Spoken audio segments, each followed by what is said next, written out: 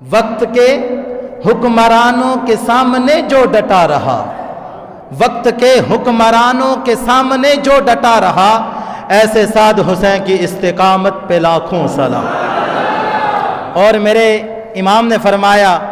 مستند راستے وہی مانے گئے، جیسے علامہ صاحب فرما رہے تھے نا، ان ذروں کو بھی سلام ہے جن ذروں پر میرے مصطفیٰ کے غلام چل کر حضور کی عزت پہ پہرا دینے کے لیے گئے۔ مستند راستے وہی مانے گئے جن سے ہو کر تیرے دیوانے گئے۔ تو سامعین محترم، آج کی ہماری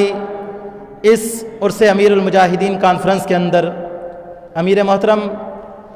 تحریک لبیک یا رسول اللہ پاکستان ضلع کرنگی حضرت علامہ مولانا ابو حنیفہ محمد ابو بکر قادری رضوی امجدی صاحب، سرپرست اعلیٰ ضلع کرنگی سید غیاث ہاشمی رضوی صاحب، نائب ناظم اعلیٰ علامہ سلیمان رضوی صاحب، علامہ نرس اللہ صاحب،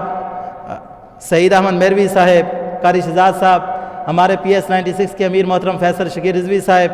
95 کے امیر عاطف رضوی صاحب، 98 کے امیر محترم جناب زرین صاحب، قاری شہزاد صاحب، خیال محمد، اور آج کی ہماری اس بزم کے میزبان محترم جناب ڈاکٹر فرقان صاحب، مسجد حاضہ کے امام و خطیب حضرت علامہ مولانا محمد سہیل فاروقی صاحب، مسجد انتظامیہ مولانا جمیل نقشبندی صاحب، مولانا ناصر خان میروی صاحب، اور سارے حضور کے غلام جو آج اس کانفرنس کے اندر آ کر یہ بتا دیا، یہ یاد رکھنا کل پوسٹ چلی تھی، آج مدینہ مسجد فل ہے۔ کسی کو یہ جرت نہیں ہونی چاہیے وہ مدینہ مسجد کی طرف آنکھ اٹھا کر دیکھے، یہ مسجد حضور کے غلاموں کی ہے، یہ حضور کے پہرے داروں کی ہے، اور انشاءاللہ یہ حضور کے غلاموں کی رہے گی اور لبیک والوں کی رہے گی۔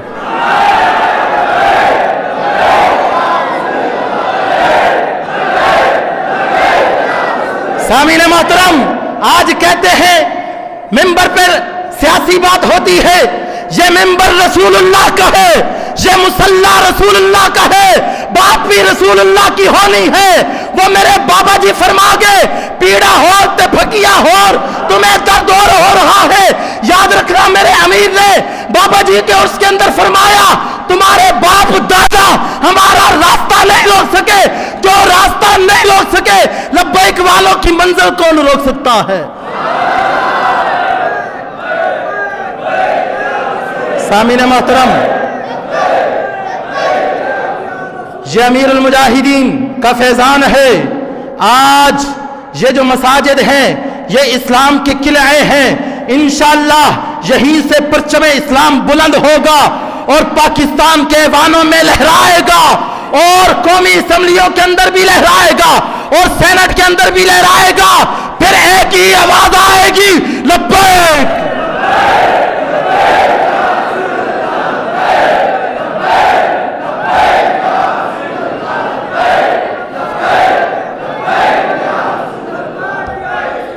سامعین محترم،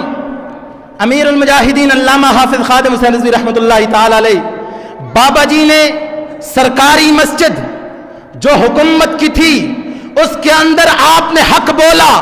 آپ کی نوکری بھی گئی، انہوں نے کہا ہم آپ کو پیسہ بھی دیتے ہیں، آپ کے بیٹوں کو نوکری بھی دیتے ہیں، لیکن بابا جی نے فرمایا جن کا بستر لگا ہو آقا تیری گلی میں وہ تخت سکندری پہ تھوکتے بھی نہیں ہیں۔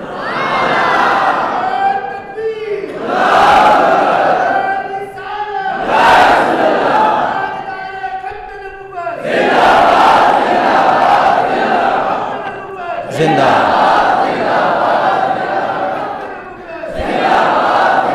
سامعین محترم، امیر المجاہدین علامہ حافظ خادم حسین رضوی رحمۃ اللہ تعالی علیہ، بابا جی نے اس امت کو جگا دیا ہے۔ یہ امت جو سوئی ہوئی تھی اور یہ اللہ کے ولی کی نشانی ہے، جس طرح علامہ جمیل نقشبندی صاحب فرما رہے تھے، پہلے انبیاء آتے تھے، اب انبیاء کا آنا سلسلہ ختم ہو گیا، میرے مصطفیٰ آخری نبی ہے، حضور کے بعد کسی نبی نے نہیں آنا، اور اس امت کے علماء انبیاء کے وارث ہیں، اور بنی اسرائیل کے انبیاء سیاست کیا کرتے تھے،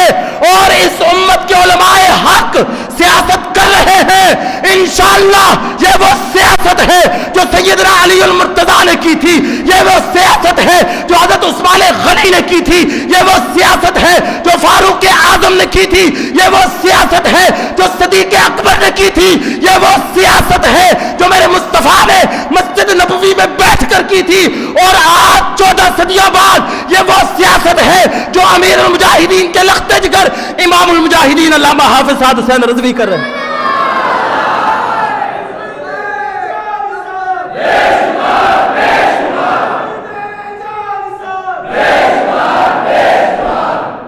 سامعین محترم،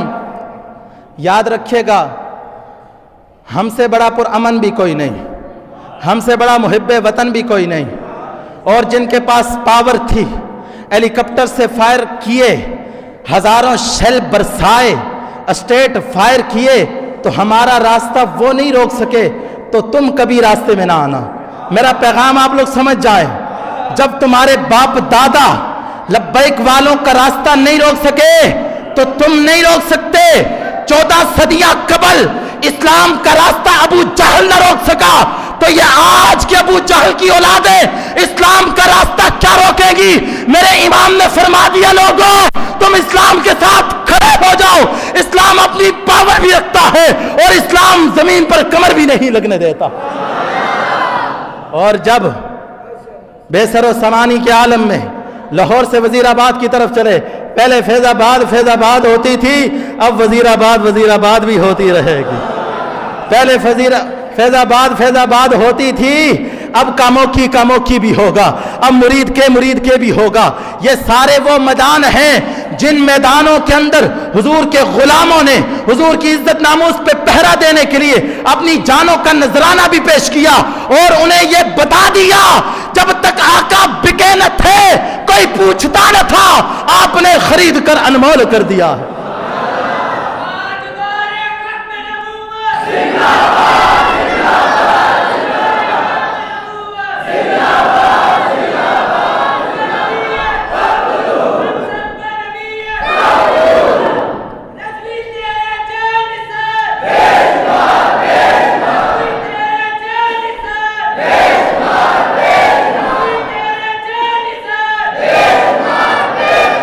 سامعین محترم،